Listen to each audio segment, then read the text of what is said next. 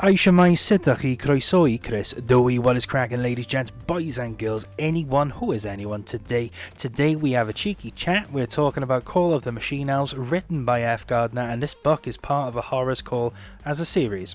Now then, I haven't actually spoken about these books in a long old time. It has been a while. Emphasis on the H, so I'm going to try and keep it on theme. We're going to have some gameplay in the background. I might not have actual game audio playing because that is understandably distracting, but we're going to try and keep it on point. We're going to keep it in theme. I still can't walk, and you probably still didn't ask, but because I couldn't walk, I still wanted to make videos, but I've been struggling to think of something that I can do, so I remembered I had a Kindle, and yeah, uploads might still be inconsistent for a while, but I am still thinking about you guys, so don't worry, there is still going to be content. I'm not AFK, I am not MIA. So, today we'll be talking about a book in the Horrors Call series called Call of the Machine Elves by Gardner.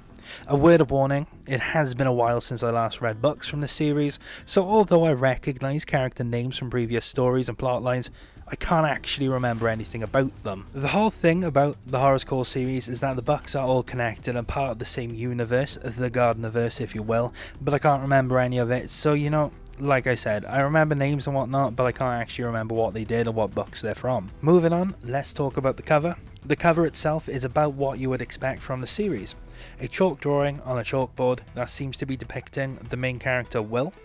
And as I read this as an ebook, I couldn't actually tell you about the blurb. I can't flip this bad boy around, but Goodreads has it as, after a day of senseless bloodshed and madness, a kindergartner is concerned that his reality has become a living nightmare. So that's exciting. So the first part of the story feels a lot like Edge of Tomorrow, where Will is just trying to get through the day, but the universe just seems to be against him. Edge of Tomorrow has Tom Cruise trying to survive an alien invasion, only to be sent back to a set point in time, whenever he's squished, only to try it all again. And Call of the Machine Elves is similar in that Will keeps getting sent back to when he's having breakfast, only to try again. This concept is interesting, but underutilized, due to the novella being 176 pages long. Instead of Will meeting his demise, however, he finds himself blacking out while seeing funky colours. At one point, Will is spanked to the point of blacking out and starting his day again. Keep in mind that this is his teacher spanking him. By the time the aforementioned Machine Elves actually come into the story, there isn't much of it left. That said, by the time you've read about the Machine Elves, you've already met Stranger. Now, Stranger is this 7 foot tall, morbidly obese, homeless man with reality-bending powers. There is a twist, but it's not really as impactful as previous twists. For example, Call of the Crocodile. I'm not going to spoil the twist, but it did actually have a pretty good one. That said, Stranger's shoes are caked in mud and creepy crawlies.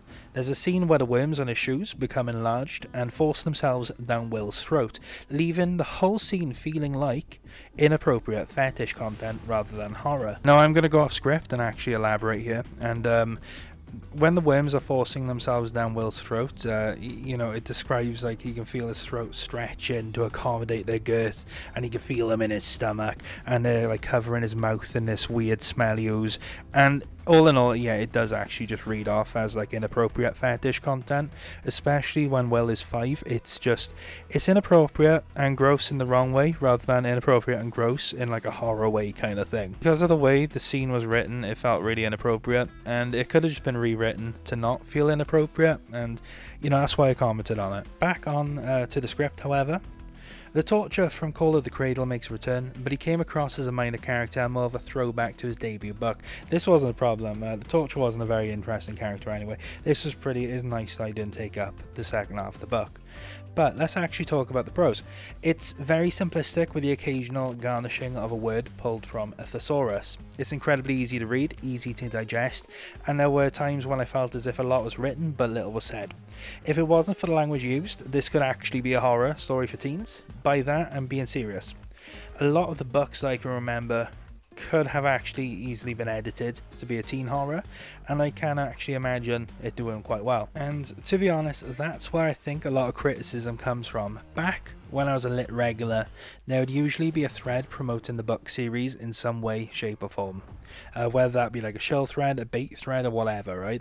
A lot of the discussion on lit though tends to focus on literature that was clearly written for an adult audience.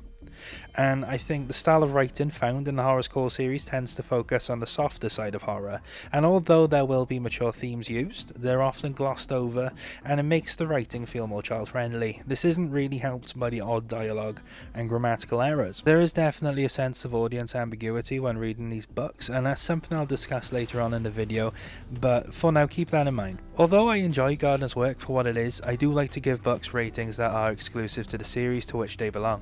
For instance, the Fighting Fantasy books that I've reviewed on this channel, they have ratings that wouldn't be compatible with the Poundland Page Turner books that I've covered, because they're just different. I've read and enjoyed romance books in the same way that I've read and enjoyed horror books, but a 5 out of 5 romance book isn't the same as a 5 out of 5 horror book. I digress, but what I am saying is that I gave this book a 5 out of 5 within the context of the Gardnerverse. Compared to the other books in the Horror's Core series, this is actually pretty good. It's an entertaining read that's short and sweet, and I say this because the writing is in a grey area where it feels like a teen horror, but the occasional naughty word leads me to believe that it is actually intended for an adult audience. I don't actually know what I can compare these books to outside of their own contextualized series. An editor or proofreader could have gone a long way, however. There is a lot of room for tightening up regarding the dialogue. A lot of it feels like the same person is playing multiple characters without actually changing the way that they talk. For instance, Will is 5, but he talks in the same way that his teacher or his parents. That, like, they all just sound the same. Occasionally he'll use words that a 5-year-old would use, but he doesn't actually have the vocabulary of a 5-year-old, and it gives off Skinwalker vibes. And I say this because the way that the characters talk, it's the same throughout the series. They all sort of talk in the exact, it's like the same speech pattern, but then they'll have a different vocabulary. You know, they'll use, like, you know, kid words, or they'll use adult words or whatever, but they all sound the same, because I'm reading the next book right now, and there's two 18-year-olds, but they sound exactly the same as Will, who is 5, who sounds exactly the same as, I think his name's Noah, who's 10 in the next book.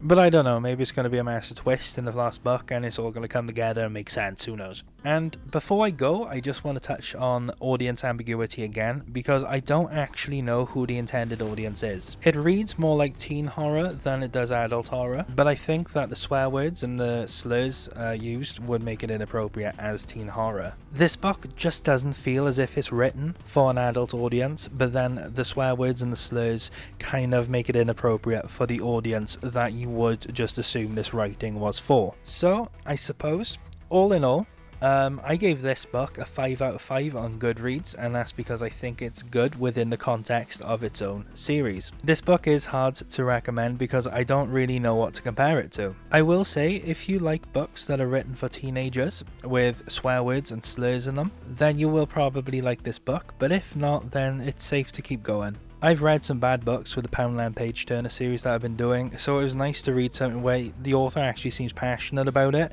but this book does seem to be a bit of a meme, and you know, it's a joke, yeah, we're all having fun, and it's fun, don't get me wrong, it's hard to recommend to people who kind of want a serious story. So without further ado guys, I'm gonna have to love you and leave you. If this video does pretty well, I'll probably just read the rest of the books because I'm enjoying them personally. It's just, you know, it is what it is.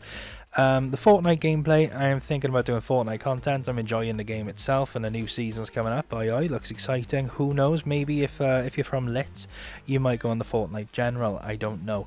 Without further ado guys, remember to live, laugh, love. Hopefully I'll see you in the next video if there is a next one. And take care of yourselves. Remember, you are loved. Hasta la vista. You just lost the game.